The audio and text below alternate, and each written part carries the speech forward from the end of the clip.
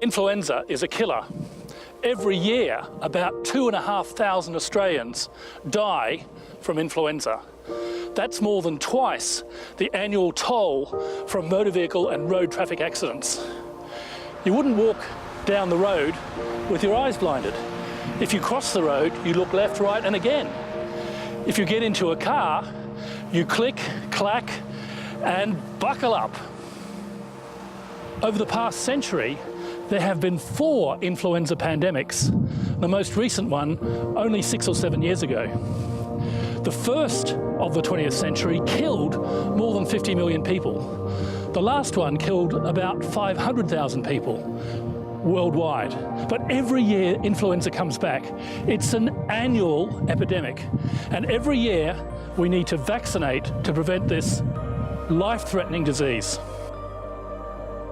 We're here in the Blue Mountains, Australia, to meet Andrew and his 2 lovely young daughters, and to hear about his partner, Chrissy, who developed severe influenza during her pregnancy with Mia Rose, her youngest daughter. Sadly, she died of influenza from a severe pneumonia, even though she was in intensive care for weeks and weeks. And she delivered a beautiful baby, Mia Rose, who herself needed intensive care for weeks and weeks, and thankfully survived. She's a beautiful girl now, but she needs annual flu immunisation because she's got chronic lung disease from being born premature. Everyone in the family gets influenza immunisation every year, not only to protect Mia Rose from transmission, but each other from influenza. Chrissy was a fun-loving, ordinary Australian woman who would do anything to protect herself and her family from something serious or life-threatening. Chrissy was like no other. She was very witty, very smart, very funny, able to have a laugh at herself and others. One of a million that you could ever find, and too late in life for myself, but I had some lovely days with her. First time she went to hospital, she was diagnosed with the flu.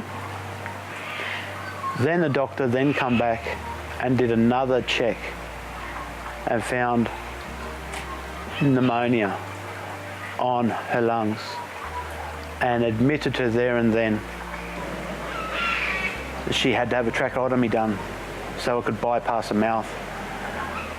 Chrissy was in hospital for 3 weeks before she got very, very sick. And some days out for 2 hours, some days down for 8 hours in a sedated coma. Chrissy had Mia Rose 3 months and 3 days preemie. And 19 days later, Mum was classified. She won't make it off the machine. Chrissy was conscious when she was born. Straight after the baby was born, Chrissy and I spoke. She wrote a name on a sketch page for the name of the baby and hugged her.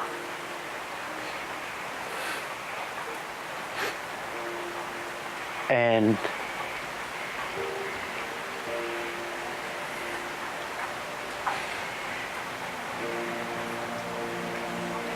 I stayed with her for another hour and a half, and then went around and saw my baby girl, and then come back and seen her, and she was in a sedated coma. Mia Rose was born on oxygen from day 1. Mia Rose was on a breathing machine for a month, if not longer. When Mia Rose was 6 months old, she had a really bad chest infection, which they put her down to bronchiolitis. And she was breathing that rapidly that she needed more oxygen than she was on before to help. But that didn't work. And she flatlined in a hospital and had to be transferred to another hospital and be looked at by a specialist. She was too sick to even get the flu jab, actually. influenza immunisation in Australia is recommended for all who want to be protected against influenza.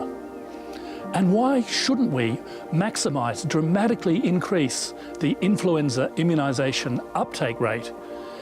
At the moment, less than 50% of the chronically ill have a vaccine.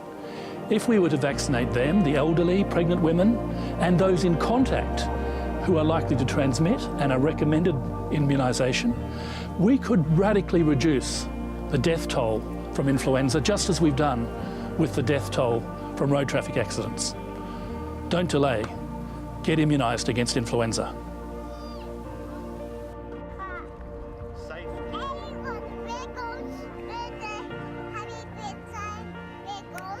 Click, clack, buckle up.